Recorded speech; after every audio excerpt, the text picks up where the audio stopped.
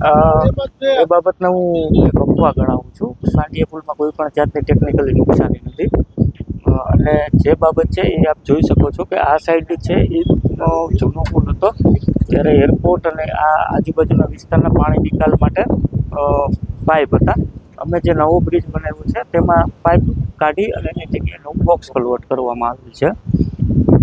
એ box કન્વર્ટનો slab છે એ અમે flat ભરેલો છે, એને કારણે જે મીડિયમ છે એ વચ્ચે ફ્લેટ દેખાય છે. બાકી કોઈ પુલ નિયમો કે એવી કોઈ પણ બાબત છે એ તદ્દન અફવા છે અને ખોટી છે. પબ્લિક માટે, વાહન વ્યવહાર માટે આ પુલ સેફ અને સાઉન્ડ છે. એ તો મને પણ એક્ઝેક્ટ ખ્યાલ ન હોય, પણ આ બાબત છે એને હું અત્યારે આપના માધ્યમથી બધાને એટલી વિનંતી કરીશ કે કોઈ પણ જાતની અફવાઓથી દૂર રહો. પુલ છે એ બહુ સરસ બન્યો છે. પહેલાં 2 લેન બ્રિજ હતો, અત્યારે આપણે 4 લેન બ્રિજ કર્યો છે અને વાહન વ્યવહારની સરળતા માટે કોઈ પણ જાતનો પુલમાં ઇસ્યુ નથી.